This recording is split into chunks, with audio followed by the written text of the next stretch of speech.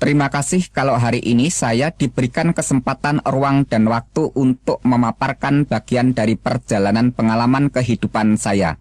Namun jauh sebelumnya, terlebih dahulu saya panjatkan rasa hormat dan puji syukur kepada Tuhan yang Maha Pengasih dan Maha Penyayang. Karena hanya berkat rahmat, nikmat, dan hidayahnya saja, semuanya ini bisa saya sampaikan di hadapan saudara sekalian. Pada tahun 1989, saya masuk ke sebuah pondok pesantren mendalami ilmu syariat Islam. Kemudian pada tahun 1992, saya pindah di pondok Thariqah untuk memperdalam ilmu kerohanian. Terus tahun 1996, saya memperdalam ilmu kegaiban di salah satu pulau yang dikenal cukup rawan dan menyeramkan. Akhirnya pada tahun 1997, saya mendapat tugas mengemban misi untuk menciarkan agama Islam. Dan waktu itulah kami berambisi sekali untuk mengislamkan orang-orang Kristen. Kenapa sasaran kami tertuju kepada orang-orang Kristen? Sebab yang pertama, agama Kristen merupakan ancaman yang sangat membahayakan bagi kehidupan generasi Islam yang akan datang. Yang kedua, ajaran agama Kristen merupakan lawan bebuyutan yang terang-terangan bertentangan dan menjungkir balikan akidah iman orang Islam yang berasaskan ketauhidan atau keesaan Allah Subhanahu wa Ta'ala.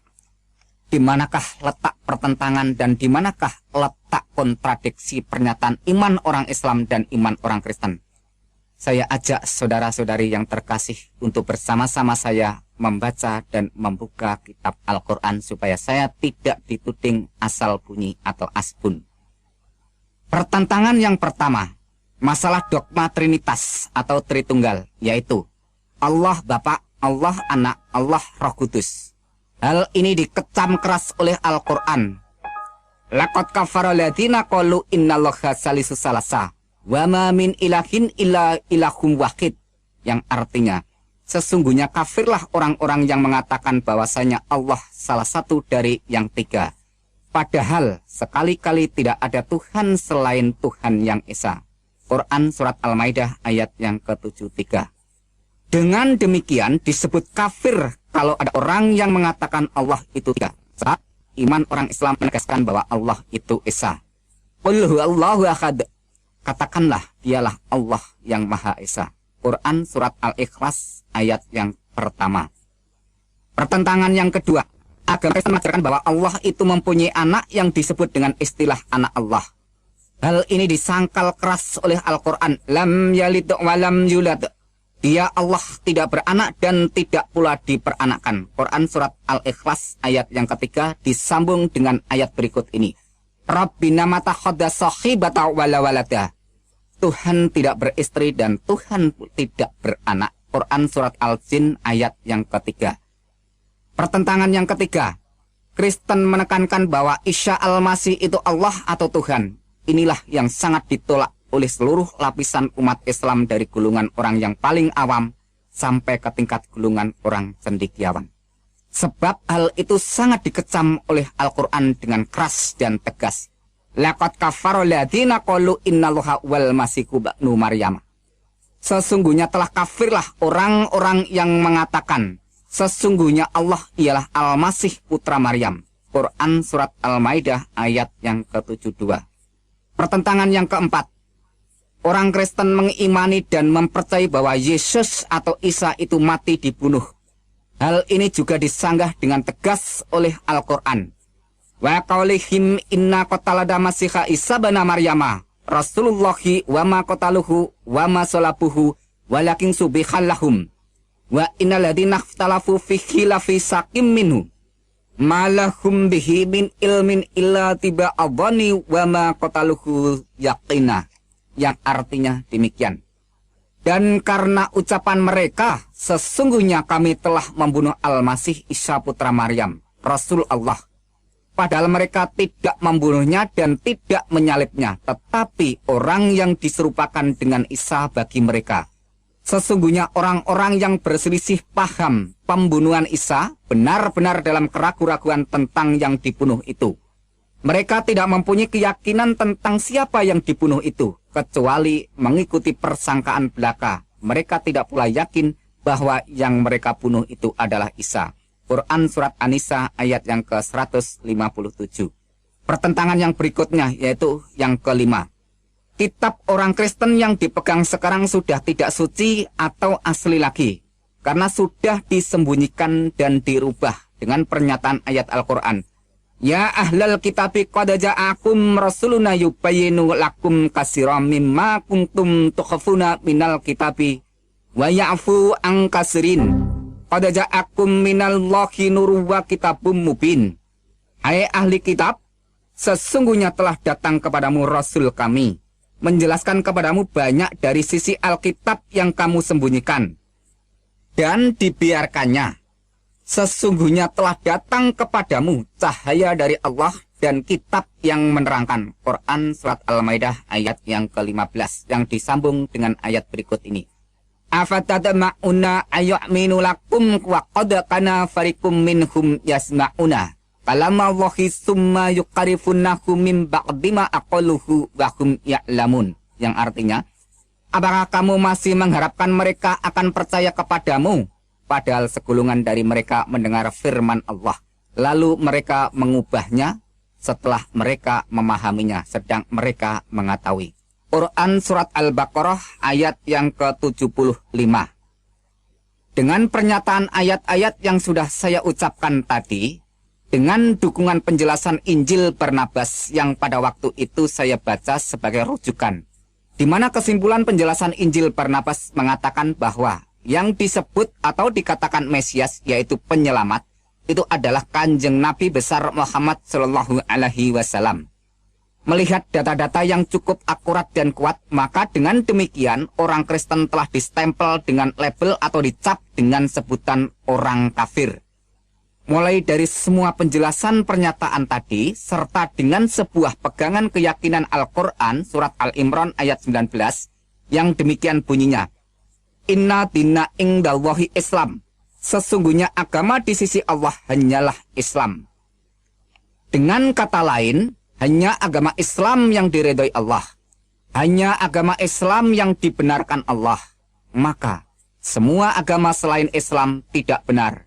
Dengan demikian, semua pengikut agama selain Islam orangnya disebut kafir. Melihat kenyataan seperti itulah saya merasa kasihan terhadap orang-orang yang memegang keyakinan ajaran iman kekristenan, yang menyembah Nabi Isa Al-Masih sebagai Allah yang Maha Pengasih, Allah yang Maha Pengampun dosa, Allah yang menyelamatkan umat manusia. Padahal ajaran agama Islam mengatakan Allah itu mukhalafatuhu lil khawadisi, yaitu wujudnya tidak serupa dengan makhluknya. Mengapa Isa Al-Masih dianggap sebagai Allah yang kelihatan? Sangat mengherankan. Sebodoh itukah semua orang Kristen? Begitu buta mata hati rohani semua umat Kristen di dunia ini. Sungguh kasihan benar kalau orang Kristen semua nanti mati dimasukkan ke penjara api neraka jahanam. Maka dari itu saya berambisi sekali untuk menjelaskan keimanan Islam kepada orang-orang Kristen supaya tidak menyimpang jauh imannya. Tetapi ketika saya membaca sebuah majalah rohani orang Kristen, di situ saya temukan penjelasan seorang pendeta yang menguraikan tentang keesaan Tuhan yang diambil dari Ulangan 6 ayat yang keempat yang demikian bunyinya. Shema Yisrael Yahweh Elohinu Yahweh Echad, yang artinya, dengarlah hai orang Israel, Tuhan itu Allah kita, Tuhan itu Esa. Demikian waktu itu saya baca. Ternyata orang Kristen sendiri tidak mengimani bahwa Allah itu tiga. Tidak seperti yang saya bayangkan selama itu. Jadi sebelum saya pergi untuk mengislamkan orang Kristen, saya memutuskan terlebih dahulu untuk mempelajari tentang iman orang Kristen yang sebenarnya. Di awal tahun 1997 itulah, secepatnya saya melangkah keluar rumah, berangkat menuju ke salah satu daerah Jawa Tengah untuk syiar agama Islam, dengan sasaran langsung terjun campur dan berbaur ke rumah orang Kristen untuk mendialogkan keyakinan, keimanan, dan kebenaran ilahi yang hakiki. Setiap hari saya beradu argumentasi, bahkan sampai berbulan-bulan saya perdebatkan dengan orang-orang Kristen yang sudah belajar di meja teologia, maupun yang sudah menyandang gelar STH sampai MTH. Tapi, tak satu pun orang Kristen pada waktu itu yang sanggup menyanggah dan menggoyahkan keyakinan Islam saya. Bahkan seringkali saya serang dengan bermacam-macam pertanyaan yang membuat mereka geleputan dan keteteran di dalam memberikan jawaban yang selalu berputar-putar dan sangat menyimpang dari sasaran kebenaran yang semakin membingungkan pikiran saya. Namun, sampai suatu hari saat saya habis sholat duhur, saya memonitor dan memantau dari kejauhan jalannya ibadah orang-orang Kristen. Saya berpikir lucu, aneh, sangat menggelikan pakai nyanyian-nyanyian, tepuk tangan, dan tangis-tangisan. Saya malah dibuat bertambah kebingungan bercampur keheranan dan penasaran. Setelah tangisnya pada reda, semua orang bergiliran mengucap syukur dengan suara yang keras. Di situ sungguh-sungguh saya perhatikan atas semua yang diucapkan dan kedengaran di dalam telinga saya, semua lafal kata yang diucapkan sama. Seingat saya demikian kata-kata bunyinya. Ya Tuhan, kami mengucap syukur atas kasih karunia keselamatan yang telah Tuhan anugerahkan kepada kami. Kata-kata inilah yang terus terngiang-ngiang siang dan malam di dalam telinga saya. Akhirnya menjadi bahan perenungan untuk pertimbangan dan perhatian. Di dalam perenungan, saya menemukan sebuah kesimpulan bahwa semua orang Kristen sudah menerima anugerah keselamatan. Sedangkan saya masih terus berdoa siang dan malam minta-minta untuk diberi keselamatan. Allahumma inni as'aluka selamatan fid dunya wal akhirah. Ya Allah, berikanlah aku keselamatan di dunia dan di akhirat. Rabbana atina fid dunya hasanah wa fil akhirati hasanata wa qina adzabannar. Ya Tuhan, berikanlah kami kebaikan di dunia dan kebaikan di akhirat. Wa qina adzabannar, dan jauhkanlah kami dari azab atau siksa neraka jahanam. Di samping itu, saya juga mendoakan Kanjeng Nabi Muhammad serta keluarganya supaya diselamatkan. Allahumma sholli ala syahidina Muhammad wa ala ali syahidina Muhammad. Ya Allah, berikanlah keselamatan kepada junjungan Kanjeng Nabi besar Muhammad Sallallahu Alaihi Wasallam, dan selamatkan juga kepada seluruh keluarga Kanjeng Nabi Muhammad. Dari situ saya bertambah semangat untuk mengkaji lebih dalam pernyataan ayat-ayat Al-Quran. Mulai dari surat Al-Fatihah sampai surat Anas, yang saya bacakan langsung aja. Surat Al-Fatihahnya demikian bunyinya. Bismillahirrahmanirrahim. Alhamdulillahirabbil alamin arrahmanirrahim maliki yaumiddin. Iyyaka na'budu wa iyyaka nasta'in ihdinas siratal mustaqim. Siratal ladzina an'amta 'alaihim ghairil maghdubi 'alaihim waladdallin. Itu bunyi Al-Fatihah. Demikian bunyi surat Anas. Bismillahirrahmanirrahim.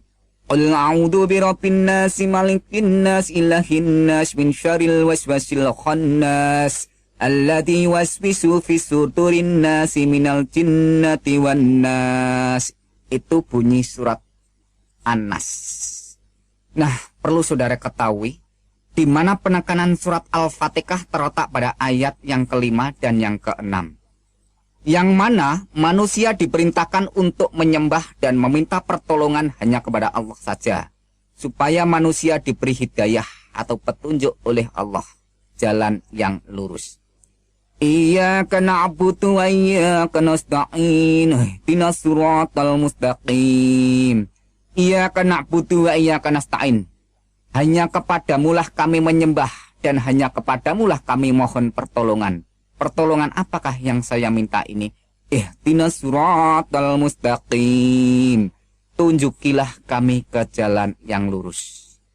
Di manakah jawaban mengenai tentang permohonan atau permintaan supaya saya diberi petunjuk jalan yang lurus itu? Maka pada waktu itu saya buka-buka pernyataan ayat-ayat Al-Quran. Dan akhirnya saya temukan jawaban permohonan saya mengenai tentang permintaan diberi jalan yang lurus. Wa innahu la'ilmu lisya'ati fala tamtaruna biha wa tabi'uni hadha siratum mustaqim. Wa innahu la'ilmu lisya'ati. Dan sesungguhnya Isa benar-benar memberikan pengetahuan tentang hari kiamat. Fala tantaruna biha, dan jangan ragu-ragu tentang hari kiamat itu. Wa tabi'uni hadha siratum mustaqim. Dan ikutlah aku, inilah jalan yang lurus. Itu artinya, yaitu di dalam surat Az-Zukhruf ayat yang ke-61. Jadi jawaban yang saya mohon terletak di sini bahwa saya minta diberi petunjuk jalan yang lurus. Ihdinas siratal mustaqim. Tunjukilah kami ke jalan yang lurus. Dijawab oleh Allah dalam pernyataan surat Al-Zukhruf ayat yang ke-61 yang berbunyi, Wattabi'uni hadas siratum mustaqim. Ikutlah aku, inilah jalan yang lurus. Ya, Allah sudah memberikan jawaban kepada saya untuk memberikan petunjuk jalan yang lurus, yaitu ikutlah aku, inilah jalan yang lurus. Wattabi'uni hadas siratum mustaqim. Tapi yang menjadikan suatu perenungan dan menjadikan suatu penekanan untuk saya pertimbangkan dalam pernyataan ayat ini, yaitu kata-kata wa innahu la ilmu lisya'at. Dan sesungguhnya Isa itu benar-benar memberikan pengetahuan tentang hari kiamat. Sungguh ini menjadikan suatu perenungan bagi saya. Siapa sebenarnya Isa itu? Menurut laporan Al-Quran diterangkan bahwa Isa itu benar-benar memberi pengetahuan tentang hari kiamat. Padahal kalau menurut pernyataan surat Al-Luqman ayat yang ke-34 demikian bunyinya. Innallaha indahu ilmu lisya'ati wa nudazzilu ghais, yang artinya sesungguhnya Allah hanya pada sisinya sajalah pengetahuan hari kiamat itu. Dengan kata lain bahwa pengetahuan tentang hari kiamat itu hanya Allah yang mengetahui. Dengan lain kata, hanya Allah yang tahu tentang hari kiamat. Tetapi mengapa Isa juga mengetahui tentang hari kiamat? Pada saat itu saya bertanya-tanya, lalu siapakah sebenarnya sosok manusia yang bernama Isa Al-Masih itu? Akhirnya terus saya buka-buka ayat Al-Quran, sebenarnya siapa Isa Al-Masih itu? Dan akhirnya saya temukan jawabannya dalam surat Al-Imran ayat yang ke-45 yang demikian bunyinya. Isqalatil malaikatu ya Maryamu innallaha yubasyiruki bi kalimatin min husmuhul masiku Isa banu Maryama wajihan fit dunya wal akhirah wa minal muqarrabin. Isqalatil malaikatu, ketika malaikat berkata kepada siapa? Ya Maryam, hai Maryam. Apa perkataannya malaikat ini kepada Maryam? Innallaha yubasyiruki. Sesungguhnya Allah memberikan kegembiraan dalam apa yang diberikan kepada Allah ini. Bi kalimatin minhus, dengan kalimat yang darinya. Min husmuhul masihu Isa banu Maryama, namanya Al-Masih Isa putra Maryam. Wajihang fit dunya wal akhirah, yang terkemuka di dunia dan di akhirat. Wa minal muqarrabin, dan yang terdekat dengan Tuhan. Wah, ini merupakan suatu perenungan tersendiri pada waktu itu. Dimana kalau saudara ketahui dan saya jelaskan bahwa yang menurut laporan malaikat ini memberikan pernyataan bahwa Maria diberi kabar kegembiraan oleh Allah. Dan apa bentuk kegembiraan itu? Yaitu bi kalimatin, yaitu dengan kalam, dengan firman atau dengan sabdanya Allah itu. Dengan kata lain bahwa Maria ini mendapat kabar gembira berupa kalamnya Allah. Maka saya renungkan pada waktu itu, kalau begitu yang dikandung Maria itu adalah kalamnya Allah, firmannya Allah. Maka dengan kata lain bahwa kalam yang ada di dalam gua Garbo maupun di dalam kandungan Maria yang menjadi manusia, lahir itulah yang disebut sebagai Mesias atau penyelamat. Dengan kata lain saya jelaskan sekalian bahwa kalam yang menjelma menjadi manusia atau kalam yang menjadi manusia itu melakukan karya penyelamatan, maka dia disebut Al-Masih. Karena dia sebagai penyelamat, maka dia disebut dengan kata lain terkemuka di dunia dan di akhirat. Itulah yang saya renungkan pada waktu itu. Akhirnya saya terus bertanya-tanya, sebenarnya siapakah Isa ini?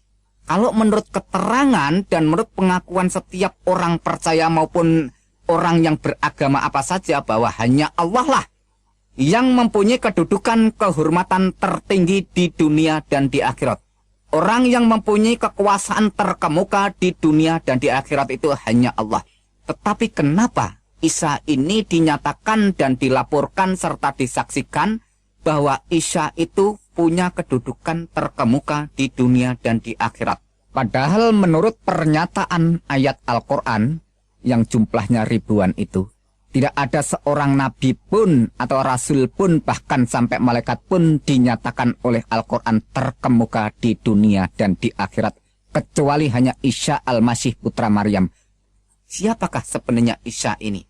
Akhirnya saya buka-buka terus dan akhirnya saya temukan jawabannya di dalam surat An-Nisa ayat 171 yang saya ambil poinnya saja. Innamal masihu Isa bin Maryam Rasulullah wa kalimatu alqaha ila Maryam wa ruhu minhu, yang artinya sesungguhnya Al-Masih Isa putra Maryam itu adalah utusan Allah dan kalimatnya yang disampaikan kepada Maryam dan roh darinya. Di sini ada kata-kata sesungguhnya Al-Masih Isa putra Maryam itu adalah utusan Allah. Pengertian utusan Allah setelah saya renungkan dengan penerangan firman Tuhan, maka kata utusan ini adalah kalam yang menjadi manusia atau firman yang menjadi manusia, melakukan karya penyelamatan, menyelamatkan umat manusia, maka itu disebut istilah utusan. Maka dengan kata lain bahwa firman yang menjadi manusia melakukan karya penyelamatan atau penebusan atau pembebasan supaya manusia itu tidak masuk neraka, maka dia disebut utusan Allah. Dengan kata lain bahwa pribadi sosok oknum Isa Al-Masih itulah yang dijadikan alat oleh Allah untuk melakukan karya penyelamatan. Maka dengan demikian Isa disebut utusan Allah. Dan di situ diterangkan juga bahwa dia adalah kalamnya atau kalimat Allah dan roh dari Allah itu sendiri. Maka kalau kita renungkan dengan dalam-dalam bahwa Isa Al-Masih yang ada di dalam kandungan Maryam itu adalah rohnya Allah atau kalamnya Allah. Jadi bukan hasil hubungan dari siapapun, melainkan langsung dinyatakan oleh Al-Quran bahwa Isa itu adalah kalamnya Allah dan rohnya Allah. Kalau kita lihat lebih dalam bahwa semua manusia mulai dari Adam dan sampai sekarang dan seterusnya, bahwa semuanya itu dijadikan dari tanah atau bahasa Arabnya syol-syol. Maka lain dengan pernyataan Al-Quran mengenai tentang Isa Al-Masih ini, yaitu terjadi atau muncul dengan pernyataan kalam maupun rohnya Allah. Maka dengan demikian terus saya renungkan lebih dalam. Dari situ bisa saya simpulkan bahwa ayat di atas tadi yang saya bacakan menyatakan bahwa Isa Al-Masih itu utusan Allah. Isa Al-Masih itu firman Allah. Isa Al-Masih itu roh Allah. Ayat itu juga didukung hadis Sahih Bukhari nomor 1496. Dan hadis Anas bin Malik halaman 72 yang demikian bunyinya. Isa fa'inahu Rasulullah wa kalimatuh. Isa itu sesungguhnya roh Allah dan kalam Allah. Wah, Isa itu adalah roh Allah dan kalam Allah.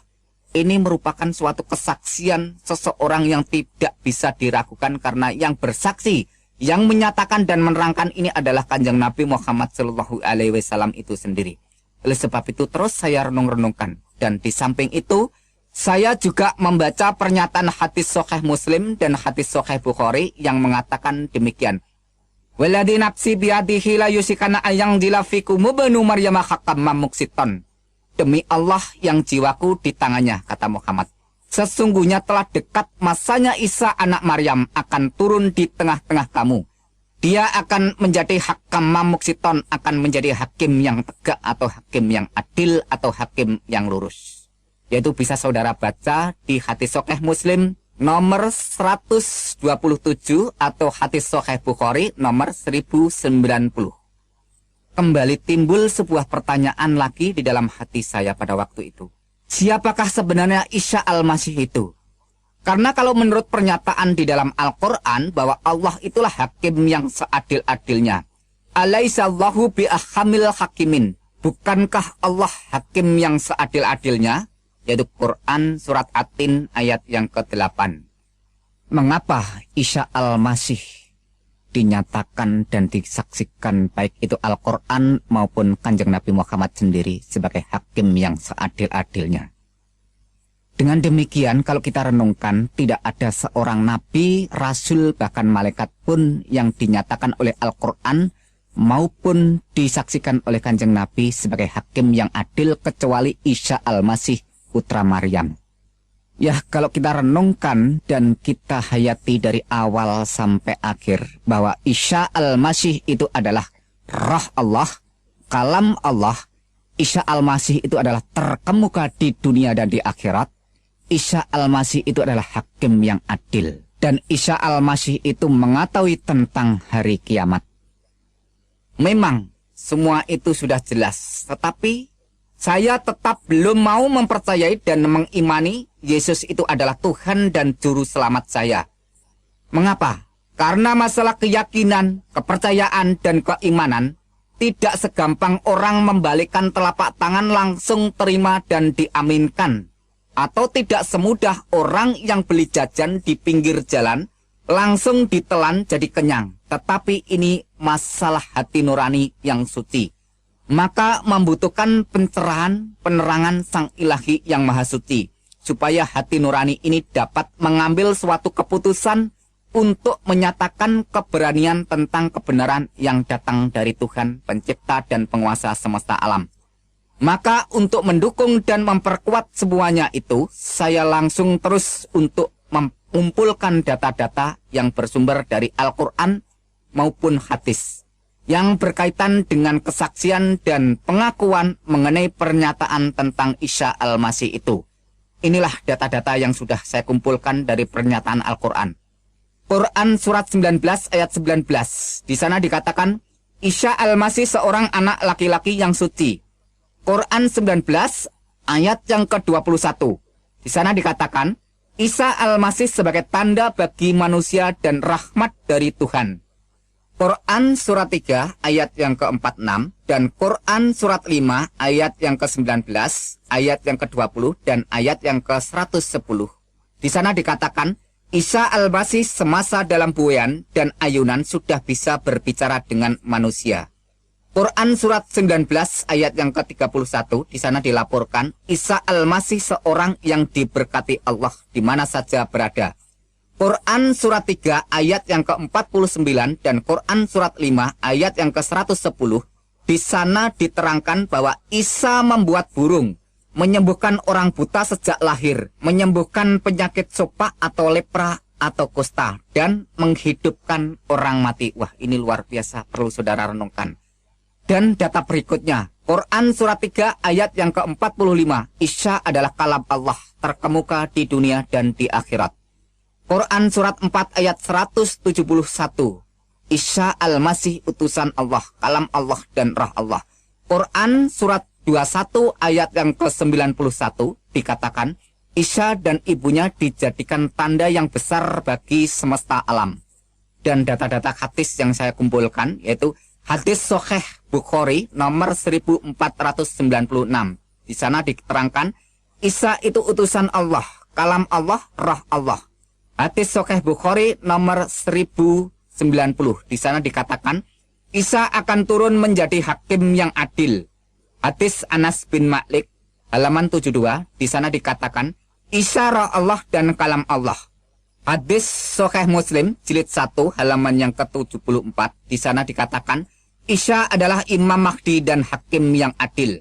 Hadis Ibnu Majah di sana melaporkan tidak ada Imam Mahdi selain Isa putra Maryam. Dengan bahasa Arab, La Mahdiya illa Isa banu Maryama. Itu bahasa Arabnya. Dengan dukungan dan pernyataan beberapa ayat-ayat Al-Quran dan hadis, perasaan saya seperti disinari dengan pancaran terang kebenaran untuk terus melangkah menuju jalan keselamatan. Tetapi ada satu hal yang membuat saya berat melangkah untuk berjalan terus menuju ke puncak keputusan. Apa itu? Yaitu masalah amal yang selama ini sudah saya kumpulkan sejak dari awal dengan jerih payah ibadah yang melelahkan dan memakan kurun waktu yang cukup panjang. Sebab menurut ajaran agama Islam, apabila orang itu sudah murtad atau keluar dari agama Islam, segala amal ibadahnya akan musnah terhapus. Padahal bekal untuk menuju kehidupan kekal harus disertai dengan banyak amal. Dari sini saya kembali dihantui perasaan takut, khawatir, keraguan, kebimbangan, dan kebingungan. Saya lantas terus kembali buka-buka kitab hadis maupun kitab Al-Quran. Pada saat saya membuka hadis Sahih Muslim, ada suatu pernyataan hadis yang menjelaskan tentang masalah amal. Yang demikian bunyinya.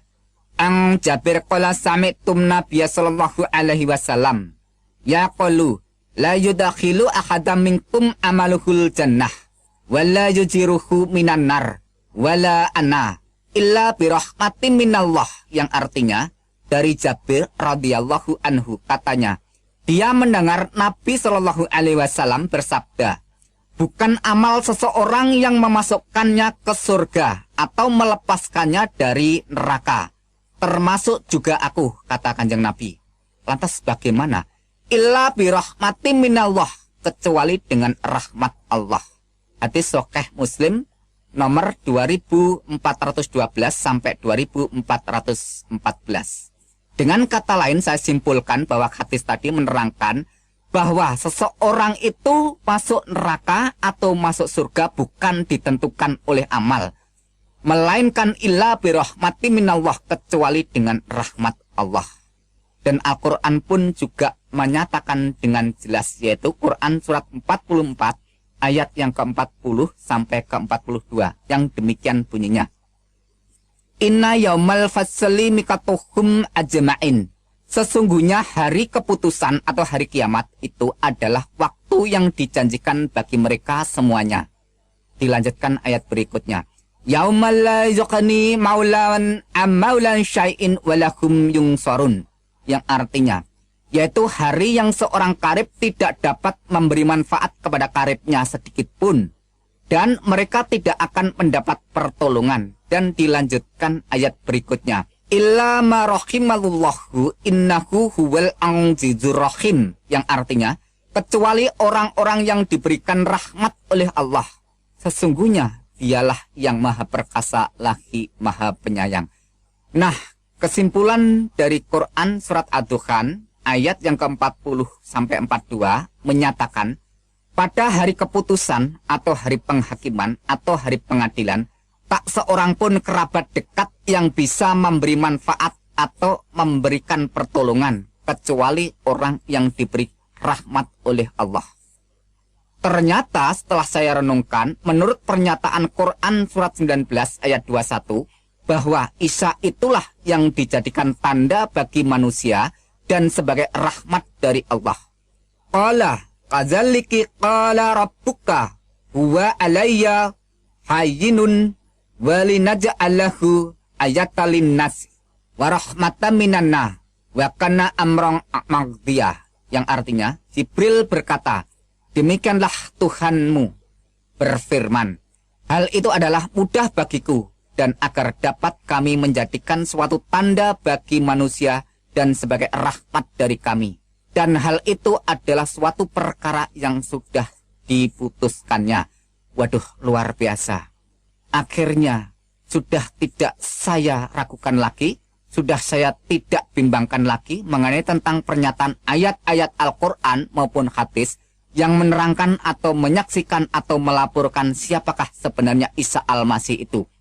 Maka di tahun 1997 itu pun secepatnya saya mengambil keputusan dengan tegas menyatakan iman bahwa Yesus Kristus itu adalah benar-benar Tuhan dan Juru Selamat saya secara pribadi, serta Tuhan dan Juru Selamat seluruh umat manusia.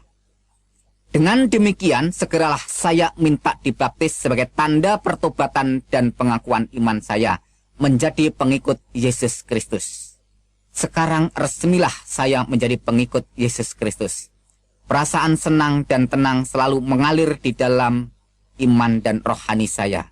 Sebab Al-Quran pun juga mengakui, Itzqalallahu ya Isa ini mutawafika warafi'uka ilayya wa mutahhiruka minal ladina kafaru wa ja'ilul ladina tabaqafaqal ladina kafaru illa yaumil qiyamah, yang artinya ketika Allah berfirman, hai Isa, Sesungguhnya aku akan menyampaikan kamu kepada akhir ajalmu dan mengangkat kamu kepadaku serta membersihkan kamu dari orang-orang kafir dan menjadikan orang-orang yang mengikuti kamu di atas orang-orang kafir hingga hari kiamat. Ini saya renungkan bahwa pengikutnya Isa itu menurut laporan dan keterangan Al-Quran surat Al-Imran ayat yang ke-55 memberikan pernyataan bahwa pengikut Isa Al-Masih itu diberi kedudukan dan status kehormatan di atas orang-orang kafir. Atau dengan kata lain, di atas orang-orang yang tidak percaya. Dengan demikian, pengikut Nabi Isa, pengikut Isa Al-Masih, itu menurut laporan Al-Quran tadi, bahwa pengikutnya dimuliakan, ditinggikan kedudukannya di atas orang-orang kafir. Jelas dan singkatnya bahwa pengikut Isa Al-Masih itu dimuliakan di atas orang-orang yang tidak percaya. Sampai kapankah pernyataan ini? Menurut ayat berikutnya dijelaskan, illa yaumil kiamah, sampai hari kiamat. Jadi perlu saudara ketahui bahwa sampai saat ini belum terjadi hari kiamat. Maka dengan demikian, siapa saja yang mau percaya dan mau menjadi pengikut Isa Al-Masih dinyatakan oleh Al-Quran dimuliakan di atas orang-orang kafir. Maka dengan pernyataan ayat-ayat Al-Quran dan penjelasan hadis itu, iman saya sebagai pengikut Yesus Kristus semakin dikuatkan dan mantap. Sebab masalah keselamatan, kalau sampai ditunda-tunda hingga ajal tiba, akibatnya akan fatal dan gagal total, sampai kekal. Sesal dan kesal tiada artinya karena sudah tidak ada jalan keluarnya. Karena itu saya cepat-cepat bertobat sebelum terlambat. Sebab Al-Quran sendiri sudah mengingatkan semua orang dengan tegas dan keras. Wa iminkum ila wariduha kana ala rabbika katman magdiya. Dan tidak seorang pun daripadamu melainkan mendatangi neraka. Hal itu bagi Tuhanmu adalah suatu kepastian yang sudah ditetapkan. Quran surat 19 ayat yang ke-71. Bisa saudara baca di dalam tafsir Al-Azhar oleh Profesor Dr. Hamka. Di sana ditegaskan dengan jelas bahwa semua orang masuk neraka, tidak pandang bulu dia berbuat baik atau berbuat jahat. Semuanya dinyatakan masuk neraka. Nah, kenapa semua orang masuk neraka? Karena ada ayat Al-Quran yang berbunyi demikian. Innahu mayati rabbahu mujrimang fa innalahu jahannam la yamutu fiha wala yahya. Yang artinya, sesungguhnya barang siapa datang kepada Tuhannya dalam keadaan berdosa, maka sesungguhnya baginya neraka jahanam. Ia tidak mati di dalamnya dan tidak hidup. Yaitu Quran surat 20 ayat yang ke-74. Nah, dengan kata lain bahwa setiap orang itu kalau ada dosa menghadap Tuhan, maka baginya adalah neraka jahanam. Di sana tidak diterangkan dosa besar atau kecil, berat atau ringan, asal manusia itu sudah berbuat dosa, maka akibatnya adalah neraka jahanam kalau sampai datang di hadapan Tuhan. Setelah saya pelajari di dalam Alkitab bahwa Yesus itu mati untuk menanggung dosa umat manusia. Dan di situ setelah 3 hari bangkit kembali. Maka dengan demikian Yesus Kristus memberikan pernyataan, man amana wa atamada khalas wa ma lam yu'miyudan. Barang siapa yang percaya dan dibaptis diselamatkan. Tetapi barang siapa yang tidak percaya akan dihukum. Jadi jelasnya bahwa Yesus mati itu untuk menebus dosa umat manusia. Tetapi yang menjadikan suatu perenungan bahwa selama itu saya tidak mengakui kalau Isa atau Yesus itu mati. Namun setelah saya renungkan kembali dalam pernyataan Al-Quran bahwa Isa itu benar-benar lahir, benar-benar mati, dan benar-benar bangkit. Hal semacam ini diterangkan oleh Quran surat Maryam ayat yang ke-33. Yang di sana langsung saya terjemahkan bahasa Indonesianya saja. Dan kesejahteraan semoga dilimpahkan kepadaku. Maksudnya adalah Isa Al-Masih. Pada hari aku dilahirkan, yaitu pada hari Isa Al-Masih dilahirkan. Pada hari aku meninggal, yaitu pada hari Isa Al-Masih meninggal. Dan pada hari aku dibangkitkan, yaitu pada hari Isa Al-Masih dibangkitkan, hidup kembali.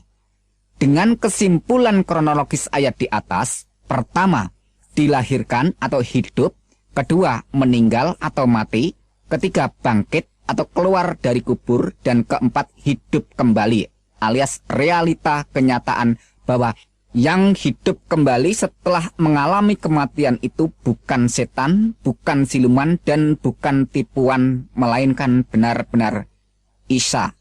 Jadi yang jelas urut-urutannya, lahir, meninggal, bangkit, hidup kembali.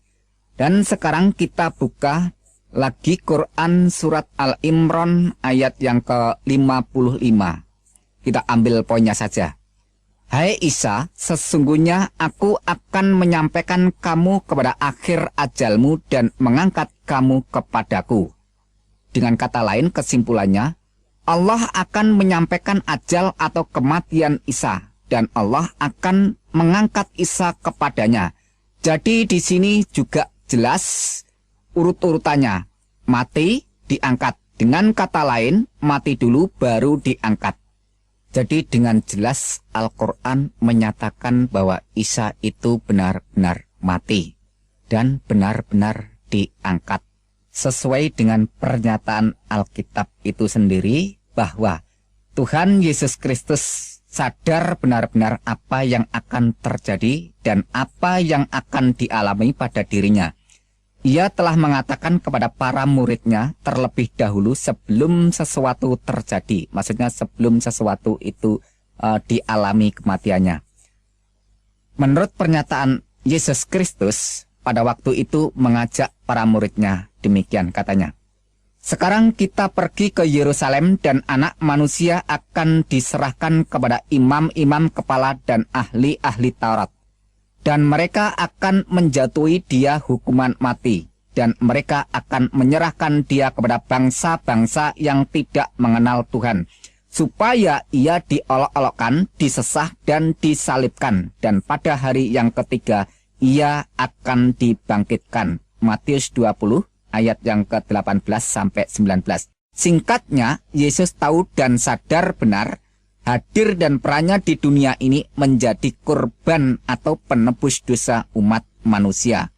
Dirinya itulah korban yang sesungguhnya, bukannya korban binatang seperti kambing atau domba, lembu atau sapi. Itu sudah tidak ada gunanya, tidak ada artinya sama sekali. Makanya orang Kristen sekarang tidak perlu ikut-ikutan tata cara upacara penyembelian korban binatang semacam itu. Kalau ada orang Kristen sekarang masih ikut-ikutan hal semacam itu, berarti tidak menghargai dan menghormati bahkan menghina korban yang sejati Tuhan Yesus Kristus itu sendiri. Ingat pernyataan Tuhan Yesus Kristus dalam perjamuan malam. Ambillah, makanlah, inilah tubuhku. Minumlah kamu semua dari cawan ini, sebab inilah darahku. Darah perjanjian yang ditumpahkan bagi banyak orang untuk pengampunan dosa. Matius 26 ayat 26 sampai 28. Dengan demikian, percaya iman sepenuh kepada Tuhan Yesus Kristus, orang itu hidupnya dijamin dengan pasti masuk surga.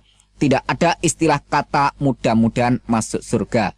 Kenapa demikian? Sebab Tuhan Yesus Kristus sudah membuktikan bahwa ia sekarang ada di surga.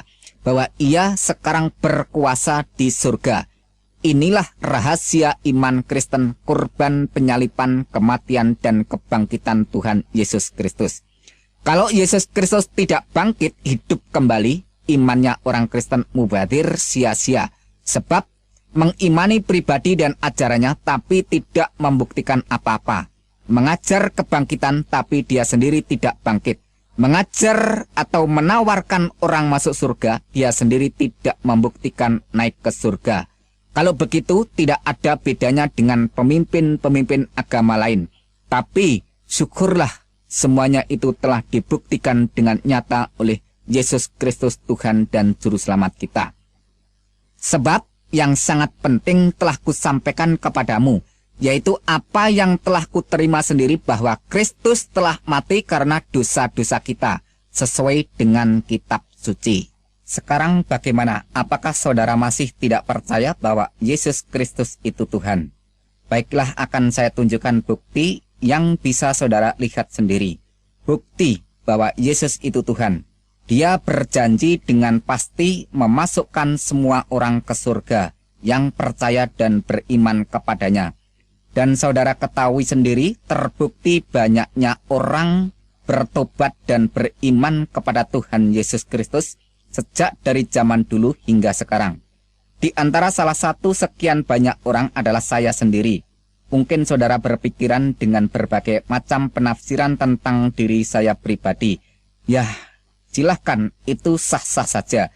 Tapi perlu saudara ketahui dan saudara sadari bahwa orang-orang yang hidup di negara maju dan orang-orang yang hidup di negara modern itu adalah orang-orang yang ilmu pengetahuannya tinggi, orang-orang yang kaya, orang-orang yang terhormat, dan orang-orang yang terpandang. Tapi mengapa mereka semua itu mau percaya menyembah Yesus Kristus? Jawabnya sudah pasti jelas. Mereka itu semua tahu benar bahwa Yesus Kristus adalah Tuhan dan Juru Selamat seluruh umat manusia. Makanya mereka semua itu yang imannya sungguh-sungguh tidak akan pernah bisa digeser oleh keyakinan iman agama apapun. Sebab mereka semua mengetahui dan sadar benar bahwa hanya satu sosok pribadi saja yang bisa menyelamatkan orang dari siksa neraka, yaitu sosok pribadi yang berkuasa di surga dan di bumi. Siapakah dia? Yaitu Yesus Kristus yang adalah Tuhan dan Juru Selamat seluruh umat manusia yang percaya kepadanya. Jadi Tuhan Yesus Kristus itu bukan milik orang yang beragama Kristen saja, melainkan milik semua umat manusia yang percaya kepadanya. Bagaimana kalau ada orang yang nekat tetap tidak mau percaya? Apakah orang itu akan selamat? Dalam hal ini Tuhan Yesus Kristus menjawab dengan tegas, Man amana wa atamada kholas wa ma lam yu'miyudan. Siapa yang beriman dan dibaptis selamat, dan siapa yang tidak percaya dihukum. Markus 16 ayat yang ke-16. Jadi masuk surga atau masuk neraka bukan berdasarkan orang itu sudah berbuat baik, melainkan tindakan dan tanggapan iman seseorang itu kepada sosok pribadi yang berkuasa di surga dan di bumi, yaitu Tuhan Yesus Kristus. Dan Tuhan Yesus Kristus terus mengingatkan kepada semua orang dengan menyatakan yang jelas. Karena itu aku tadi berkata kepadamu bahwa kamu akan mati dalam dosamu, yaitu kamu akan binasa dalam neraka karena keangkuhan dan kesombonganmu, yaitu tidak mau percaya kepadaku. Jika kamu tetap tidak percaya bahwa aku adalah Dia, yaitu penyelamat seluruh umat manusia, maka kamu akan tetap dimasukkan ke dalam neraka. Keterangan itu bisa saudara baca sendiri di dalam kitab Injil Yohanes pasal yang ke-8. Dengan demikian, kalau kita mau renungkan lebih dalam, nasib seseorang bergantung kepada Yesus Kristus yang adalah Tuhan dan Juru Selamat seluruh umat manusia. Orang itu mau menanggapi atau menolak, mau mengimani atau tidak, silahkan memilih, monggo kerso, tidak ada paksaan. Memang Tuhan itu maha kuasa, tetapi kuasanya tidak untuk memaksa siapa saja sebelum saatnya tiba. Akan tetapi, kalau saatnya sudah tiba, saudara tidak akan bisa lepas atau lolos dari pengadilan dan penghakiman maupun penghukumannya. Selama Tuhan masih memberikan kesempatan, nafas di kandung badan, marilah secepatnya ambil keputusan bertobat, datang beriman, menerima kasih karunia keselamatan yang dianugerahkan bagi setiap orang yang mau menerima dan beriman kepada Yesus Kristus Tuhan dan Juru Selamat seluruh umat manusia. Perlu saudara ketahui dan sadari lebih dalam lagi bahwa setan tidak akan tinggal diam kalau ada orang yang datang beriman kepada Tuhan Yesus Kristus. Dan setan paling tidak senang kalau ada orang yang mengakui, mengimani dan menyebut Yesus Kristus itu adalah Tuhan dan Juru Selamatnya. Sebab bagi setan merupakan kegagalan yang sangat fatal untuk mencari pengikut sebanyak-banyaknya orang untuk menemani setan di tempat neraka jahanam.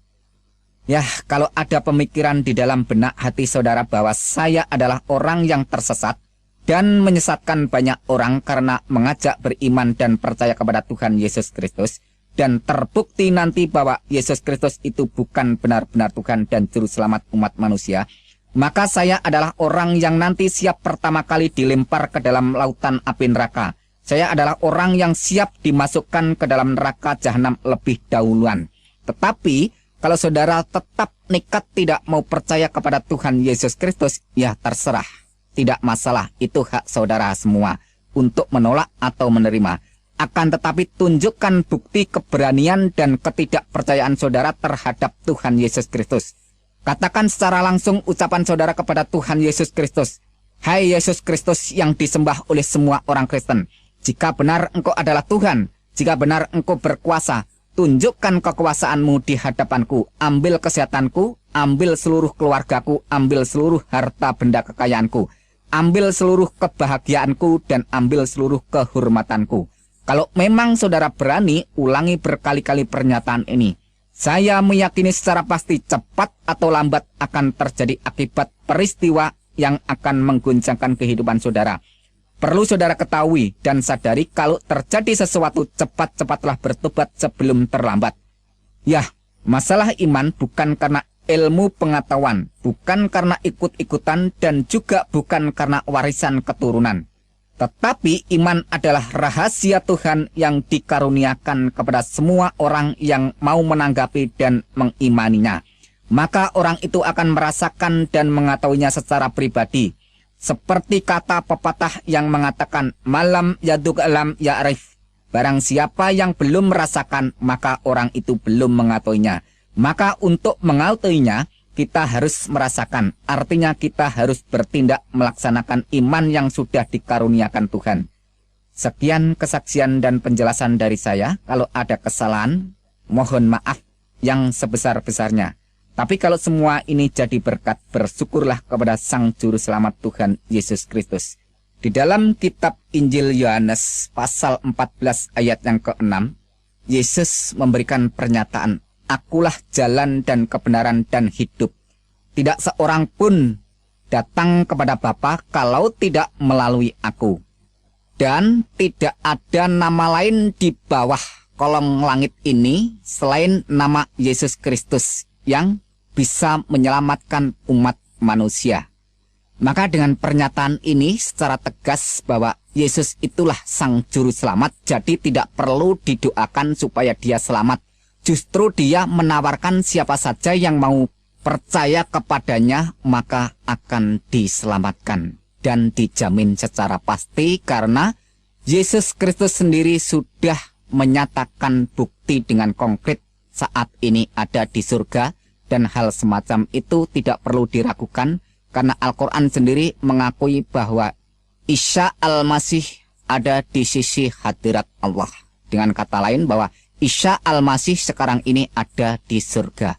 Oleh sebab itu, marilah renungkan dan marilah kita benar-benar mau dan benar-benar mengimani bahwa dialah Sang Juru Selamat seluruh umat manusia. Sekarang saya ingin menjelaskan kesalahan yang sering menjadi kesalahpahaman. Yang pertama, kesalahpahaman di dalam menyikapi tentang dogma atau ajaran Trinitas Tritunggal, yaitu tentang ajaran Bapa, Anak, dan Roh Kudus. Karena adanya pernyataan Al-Quran yang berkata, sesungguhnya kafirlah orang-orang yang mengatakan bahwasanya Allah salah satu dari yang tiga. Quran Surat Al-Maidah ayat 73. Perlu diketahui, ratusan tahun sebelum Al-Quran turun, orang Kristen yang Alkitabiah sudah menyalahkan paham ajaran Trinitas semacam itu. Sebab yang dikatakan Al-Quran Surat Al-Maidah 73 adalah paham ajaran tentang Trinitas duniawi substansi trideis relasi biologis. Saudara bisa baca sendiri Quran Surat 6 ayat 101 dan Quran Surat 72 ayat 3. Ayat-ayat itu menyalahkan kalau Allah itu dianggap mempunyai istri lantas beranak. Quran Surat 5 ayat 75 menyatakan bahwa Isa dan ibunya itu adalah manusia biasa yang makan dan minum. Quran Surat 23 ayat 91. Ayat itu menyatakan kalau ada Tuhan yang lain pasti terjadi rebutan saling mengalahkan untuk menguasai ciptaannya. Sudah saya katakan bahwa ajaran Trinitas model begitu sudah ditentang iman orang Kristen lebih duluan sebelum Al-Quran menentangnya. Sebab dogma Trinitas ketiga ilahiyah Alkitabiah adalah Bapa, Anak, Roh Kudus, di mana kata Bapa juga berbicara masalah Allah, kata Anak juga berbicara masalah Allah, kata Roh Kudus juga bicara masalah Allah. Jadi ketiganya tetap eksit berbicara tentang Allah, bukan membicarakan tentang ciptaan yang dituhankan, di mana kata Bapa berbicara tentang hakikat atau ausia oknum pribadi yang wajibul wujud, yang wajib ada keberadaannya. Kata Anak bicara tentang firman Allah yang nuzul atau turun menjadi manusia, yang melaksanakan karya keselamatan, menghapus dosa, dan membebaskan bagi orang-orang berdosa. Kata Roh Kudus berbicara tentang rohnya Allah, yang berdiam di dalam diri orang-orang yang beriman kepada Tuhan Yesus Kristus untuk memimpin, membimbing, dan memampukan orang-orang itu supaya mentaati dan melaksanakan segala perintahnya. Apakah kalau ada orang yang beriman tentang ketiga hal semacam itu dikatakan syirik, musyrik, atau kafir? Bukankah Al-Quran juga memberikan pernyataan tentang adanya Allah, tentang adanya firman Allah, dan tentang adanya roh Allah? Ingat dan catat bahwa roh Allah atau Roh Kudus bukanlah malaikat Jibril. Di dalam Alkitab maupun di dalam Al-Quran, malaikat Jibril tidak pernah memperkenalkan dirinya adalah Roh Kudus atau roh Allah. Kesimpulannya, bahwa iman semua orang Kristen sejak dulu sampai sekarang hingga yang akan datang tetap berpedoman bahwa Tuhan itu Esa. Shema Yisrael Yahweh Elohinu Yahweh Echad, bahasa Arabnya Isma ya Israel, Rabbu ilahuna Rabbu Ahad. Dengarlah, hai Israel, Tuhan itu sesembahan kita, Tuhan itu Esa. Silahkan baca sendiri Ulangan 6 ayat 4, Markus 12 ayat 29. Dengan demikian, orang Kristen lebih duluan beriman dan menyembah Tuhan yang Esa daripada pernyataan Al-Quran yang ratusan tahun baru menyerukan Qul huwallahu ahad. Katakanlah dialah Allah yang Maha Esa. Quran Surat Al-Ikhlas ayat pertama.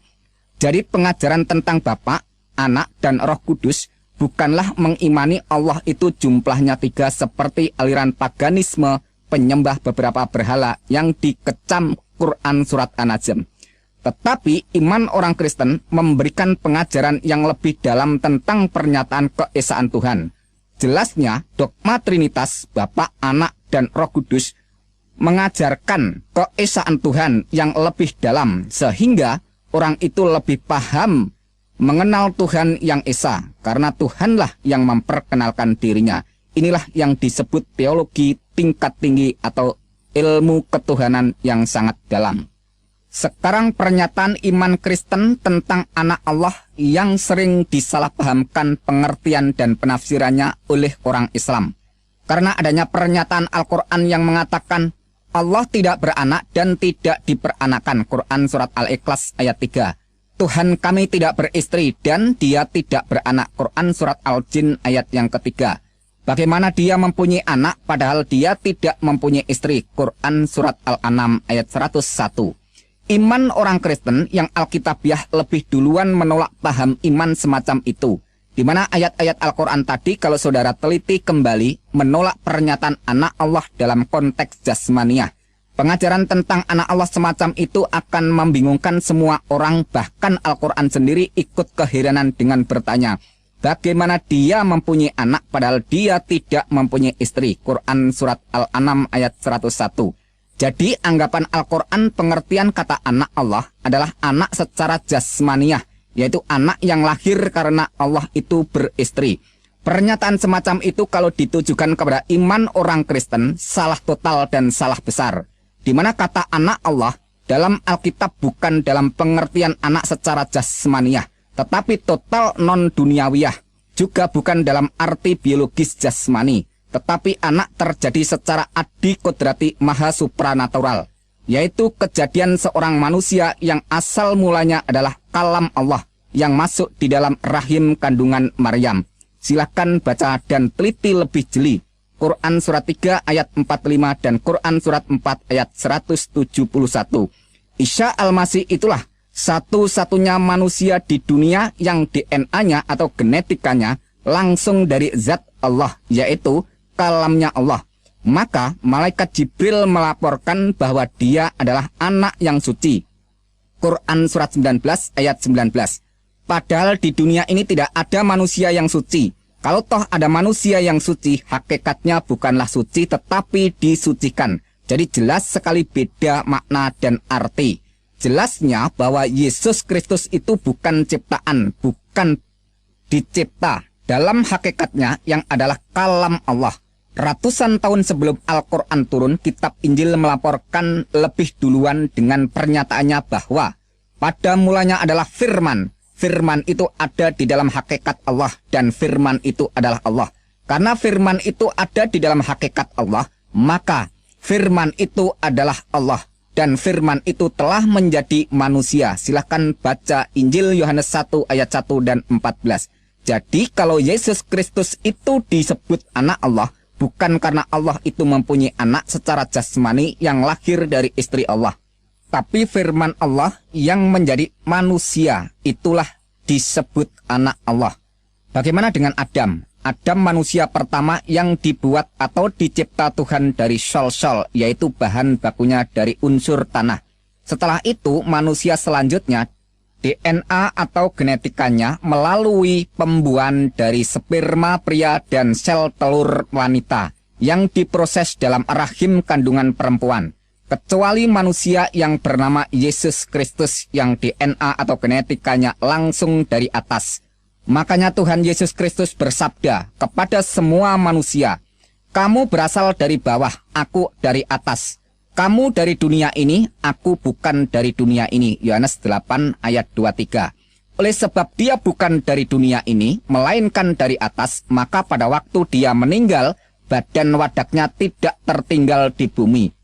Tepat sekali apa yang dikatakan kitab Yohanes 13 ayat yang ketiga, bahwa ia datang dari Tuhan dan kembali lagi kepada Tuhan. Sekarang jawaban tentang pernyataan Al-Quran yang mengatakan, sesungguhnya telah kafirlah orang-orang yang berkata, Allah ialah Al-Masih Isa putra Maryam. Pernyataan semacam ini kita harus tahu terlebih dahulu duduk permasalahan kata Allah dan kata Tuhan. Kata Allah berbicara masalah ilahiyah, hakikat atau ausia oknumnya, yaitu zat wajibul wujud, yang wajib ada keberadaannya. Sedangkan kata Tuhan berbicara masalah rububiyah, yaitu kekuasaan atau kuasa sang penguasa.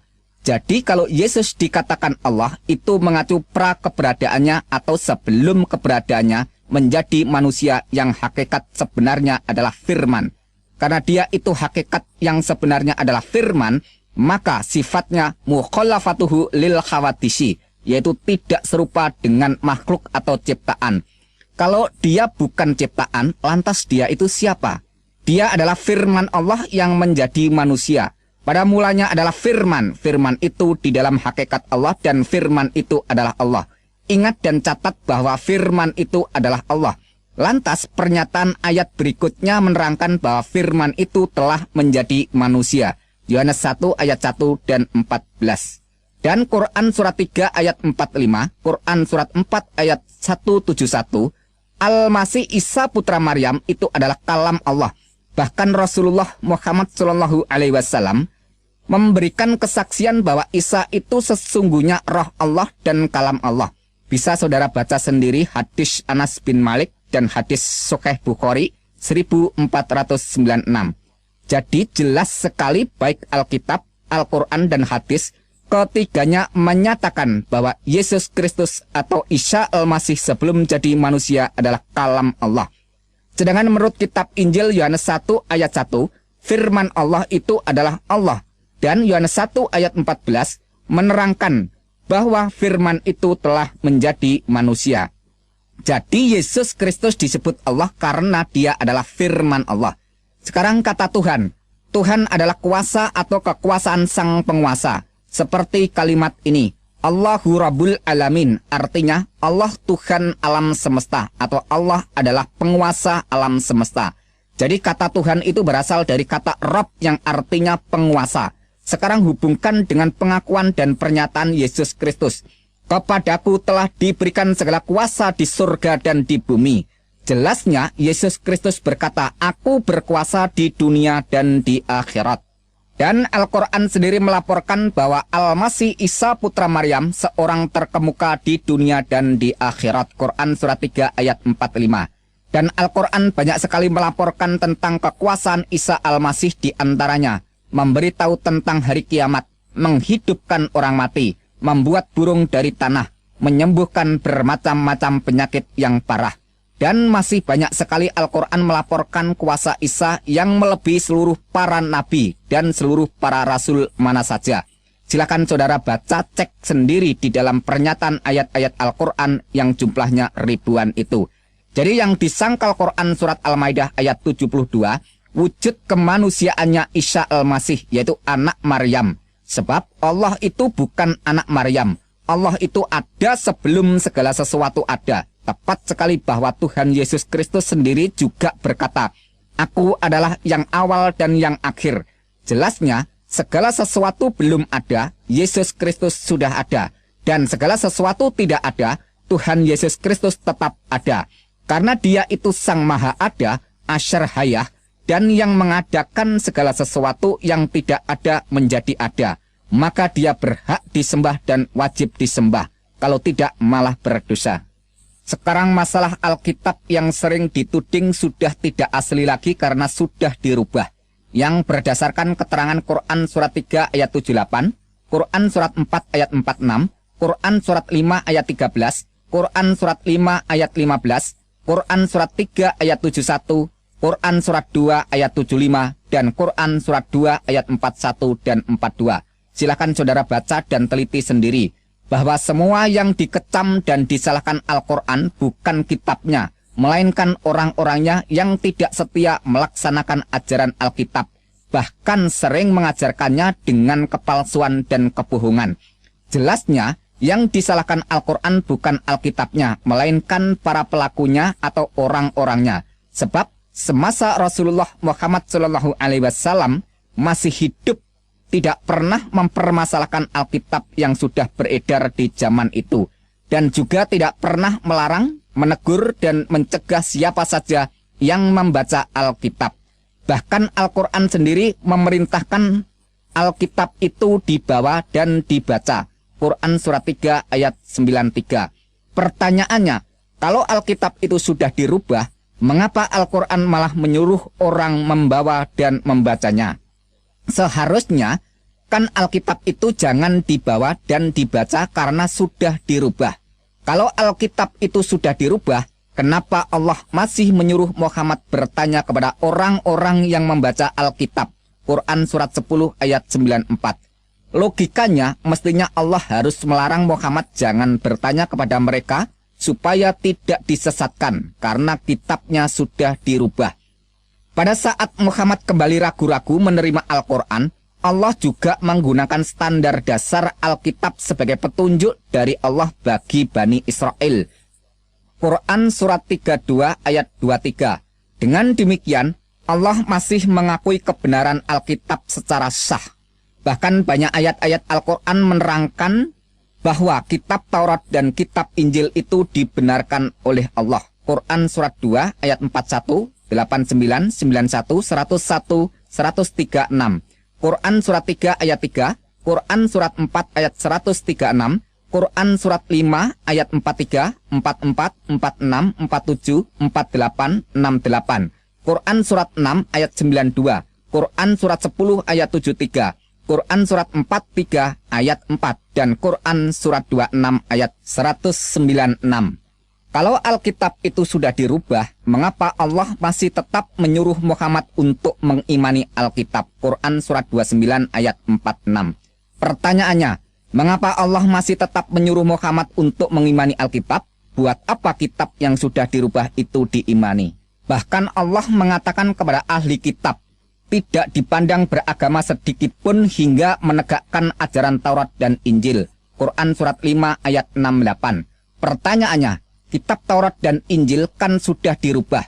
Mengapa masih harus ditegakkan? Seharusnya kan Al-Quran saja yang diperintahkan untuk ditegakkan. Kalau benar Alkitab itu sudah dirubah, secara langsung mengatakan bahwa Allah tidak dapat memelihara kitab yang sudah diturunkan, karena membiarkan Alkitab yang sudah diturunkan itu dirubah orang. Ada yang berdalih dengan berkata demikian. Makanya Allah menurunkan Al-Quran sebagai penyempurna kitab-kitab yang terdahulu. Pernyataan semacam itu justru menuduh Allah itu kurang bijak karena menurunkan Alkitab yang tidak sempurna.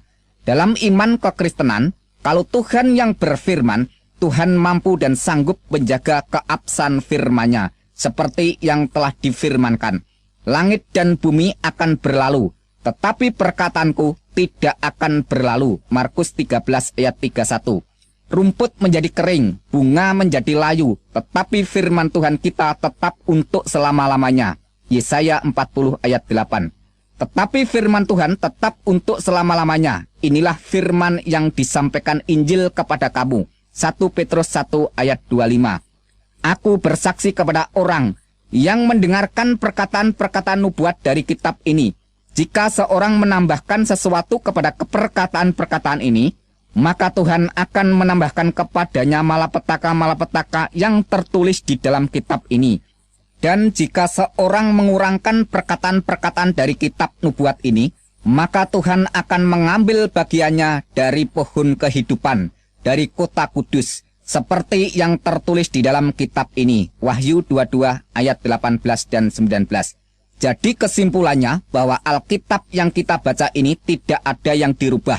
Tetap masih asli dan murni dari segi makna dan arti. Dan Alkitab yang kita baca ini pada hakikatnya tidak perlu mendapat pengakuan dan dukungan dari pernyataan Al-Quran.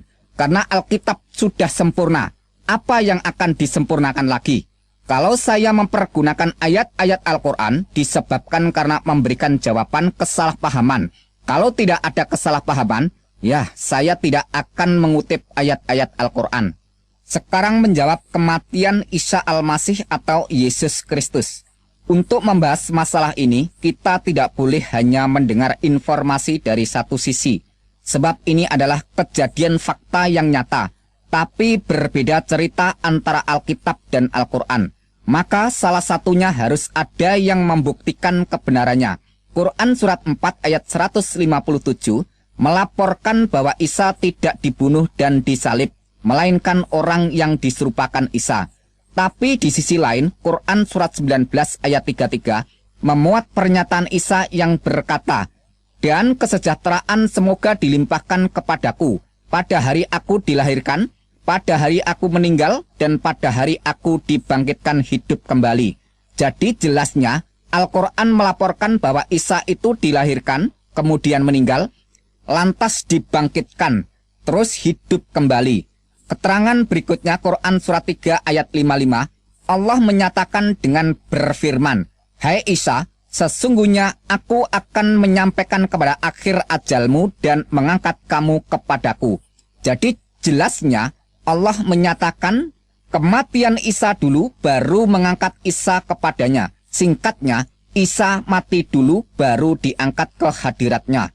Tapi mengapa Quran surat 4 ayat 157 itu mengatakan bahwa Isa tidak dibunuh dan disalib? Lantas ayat 158 mengatakan, "Tetapi Allah telah mengangkat Isa kepadanya." Sekarang renungkan pelan-pelan. Dulu Al-Quran mengatakan Isa itu lahir, kemudian meninggal, lantas dibangkitkan, terus hidup kembali. Dan Allah sendiri menyatakan Isa itu mati dulu baru diangkat kepadanya. Tapi tiba-tiba muncul keterangan yang bertentangan bahwa Isa tidak mati, tetapi diangkat Allah. Pertanyaannya, kenapa Allah membiarkan berjuta-juta orang salah paham sampai 600 tahun kemudian baru diinformasikan bahwa yang mati itu bukan Isa melainkan orang lain yang diserupakan Isa? Kenapa Tuhan yang Maha Suci jauh dari dusta, sifatnya berubah demikian, membiarkan orang tertipu sampai waktu sekian panjang lamanya? Kalau yang mati itu bukan Isa, melainkan orang lain yang diserupakan Isa, pertanyaannya, siapakah orang yang diserupakan Isa itu? Siapakah nama orang yang diserupakan Isa itu? Apakah yang mati itu tidak berkata bahwa dia bukan Isa? Dari keluarga siapakah orang yang diserupakan Isa itu? Dari asal daerah manakah orang yang diserupakan Isa itu? Apakah seluruh keluarganya tidak menerangkan bahwa yang disalib itu bukan Isa melainkan keluarganya? Bagaimana para tetangga dan teman-temannya apa juga ikut bungkam? Tahukah apa penyebabnya Isa Al-Masih itu dituntut hukuman mati dengan jalan disalib? Apakah karena menciarkan atau mendakwahkan ajarannya? Oh, tidak sama sekali. Melainkan pernyataan dan pengakuannya yang mengatakan bahwa kedudukan dirinya sederajat atau sama dengan Allah. Bagi semua orang, pernyataan semacam itu dianggap menghujat Allah dan hukumnya harus dibunuh mati. Sekarang bagaimana keterangan dari Alkitab tentang kematian Yesus Kristus? Menurut pernyataan dari Alkitab, semua orang mengakui bahwa yang mati di salib itu benar-benar Yesus Kristus. Dan Tuhan Yesus Kristus sendiri mengakui bahwa dirinya telah mati tapi hidup kembali. Kata Tuhan Yesus Kristus, "Jangan takut, aku adalah yang awal dan yang akhir dan yang hidup. Aku telah mati, namun lihatlah, aku hidup sampai selama-lamanya." Wahyu pasal 1 ayat 17 dan 18. Coba sekarang renungkan yang bersangkutan sendiri mengakui, tapi orang lain tidak mau mengakui. Ini namanya lucu sekali. Kematian Tuhan Yesus Kristus yang sangat terpenting adalah untuk menebus, menghapus, dan mengampuni dosa umat manusia.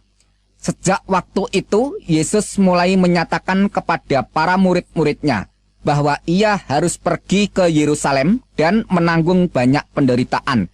Dan pihak tua-tua, imam-imam kepala dan ahli-ahli Taurat lalu dibunuh dan dibangkitkan pada hari ketiga. Matius 16 ayat 21.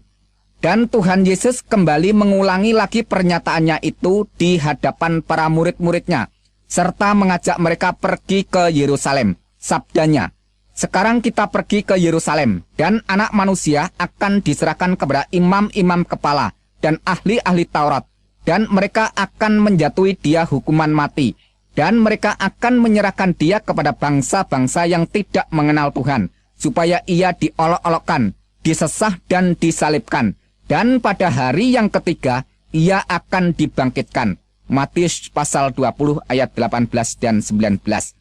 Setelah sampai di kota Yerusalem, saatnya tiba makan malam. Ketika itu Tuhan Yesus Kristus mengambil roti dan cawan atau tempat minuman. Sambil menyodorkan makanan dan minuman, Tuhan Yesus Kristus berkata kepada para muridnya, "Ambillah, makanlah, inilah tubuhku. Minumlah kamu semua dari cawan ini, sebab ini adalah darahku, darah perjanjian yang ditumpahkan bagi banyak orang untuk pengampunan dosa." Matius pasal 26 ayat 26 sampai 28. Kesimpulannya bahwa Tuhan Yesus Kristus benar-benar mati untuk mengampuni dosa orang banyak. Firman Tuhan selanjutnya menyatakan, "Sebab jika kamu mengaku dengan mulutmu bahwa Yesus adalah Tuhan dan percaya dalam hatimu bahwa Tuhan telah membangkitkan dia dari antara orang mati, maka kamu akan diselamatkan. Karena dengan hati orang percaya dan dibenarkan, dan dengan mulut orang mengaku diselamatkan." Roma 10 ayat 9 dan 10.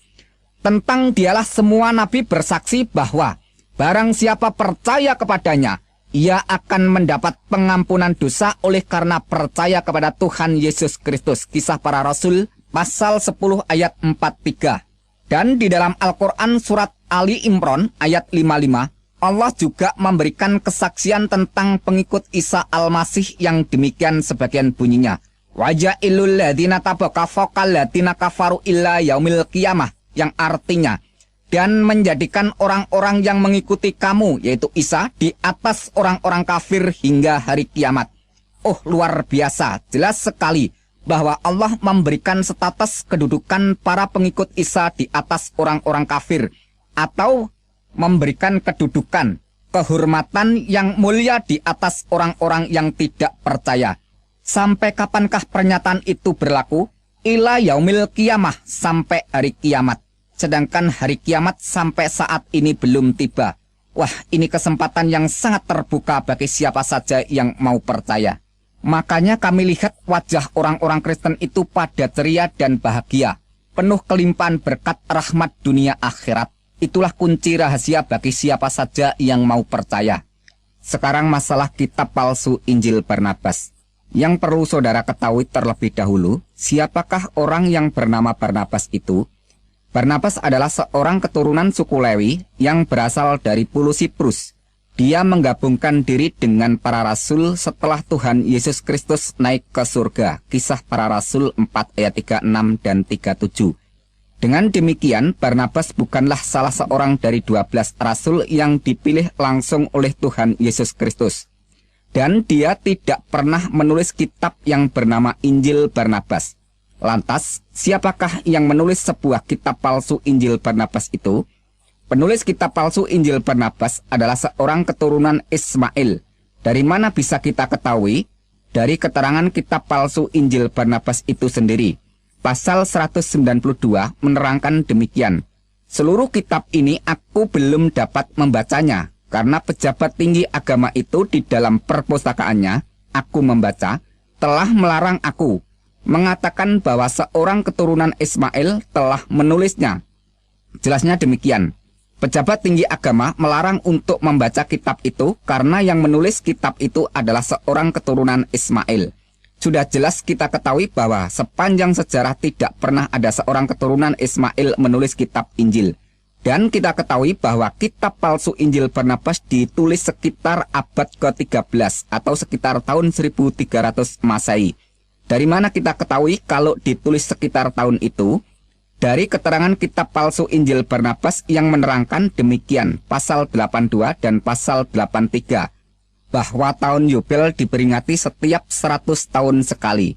Padahal tahun Yubel yang sebenarnya diperingati setiap 50 tahun sekali sesuai yang tercatat di dalam kitab Taurat Imamat pasal 25 ayat 8 sampai 13.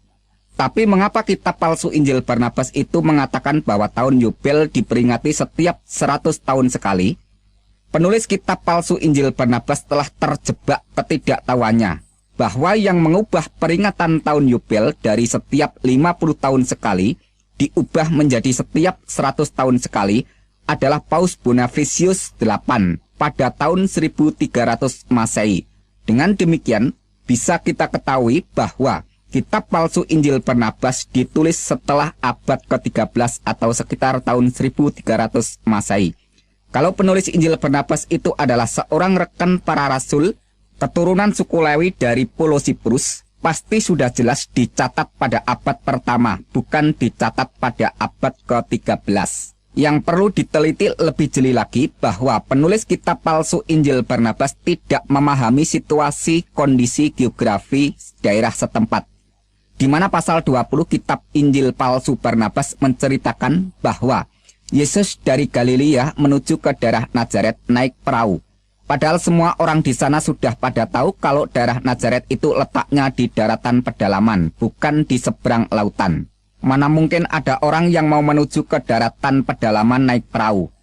Yang menjadikan perhatian sangat mengherankan di dalam kitab palsu Injil Barnabas pasal 21, merekam pengakuan setan yang menyatakan jumlah setan yang merasuk ke dalam diri orang yang kerasukan adalah 6.666 setan. Bukankah jumlah 6.666 setan jumlah bilangan yang sangat mengejutkan? Keterangan di dalam kitab palsu Injil Barnabas pasal 42, pasal 43, pasal 83, pasal 97, dan pasal 163 menerangkan bahwa Yesus menolak kalau dirinya dikatakan Mesias atau Al-Masih.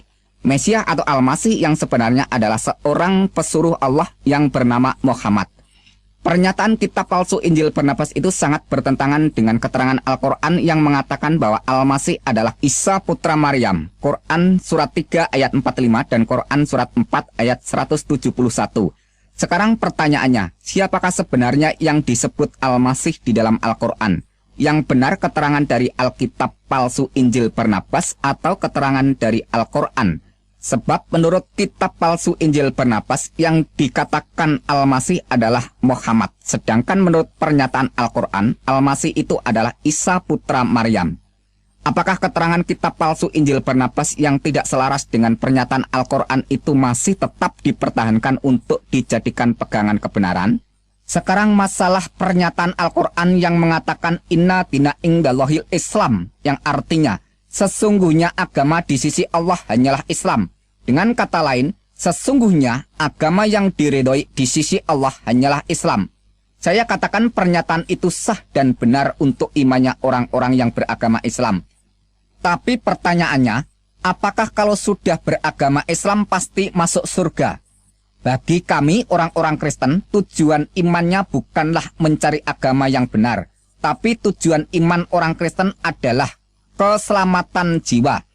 Dan keselamatan itu sudah dikaruniakan Tuhan Yesus Kristus. Dalam firman-Nya mengatakan, Behasikem et taklit imunatekem et Yesuat nafsu tekem, yang artinya, karena kamu telah mencapai tujuan imanmu, yaitu keselamatan jiwamu. 1 Petrus 1 ayat 9. Jadi tujuan iman orang Kristen bukan mencari agama yang benar, tetapi keselamatan jiwa. Karena hakikat kebenaran hanya terdapat pada Sang Maha Benar. Dalam sabdanya Tuhan Yesus Kristus berkata, Akulah jalan dan kebenaran dan hidup. Tidak ada seorang pun yang datang ke surga kalau tidak melalui aku. Jelasnya, tidak ada yang bisa datang ke surga melalui agama apa saja, kecuali melalui Sang Penguasa surga, yaitu Yesus Kristus. Dan di seluruh alam jagat raya ini, tidak ada yang dapat selamat dari hukuman neraka, kecuali diselamatkan oleh Sang Maha Penyelamat, yaitu Tuhan Yesus Kristus. Demikianlah keterangan dari saya. Apabila di dalam saya menguraikan segala sesuatu pernyataan baik itu melalui Al-Quran maupun melalui hadis dan Alkitab, apabila ada suatu kesalahan, saya mohon maaf yang sebesar-besarnya. Tetapi kalau semuanya ini menjadi berkat, mengucap syukurlah kepada Sang Juru Selamat, yaitu Tuhan Yesus Kristus. Baruch haba beshem Adonai Yeshua Hamasiah. Diberkatilah orang yang datang dalam nama Tuhan Yesus Kristus. Haleluya. Amin.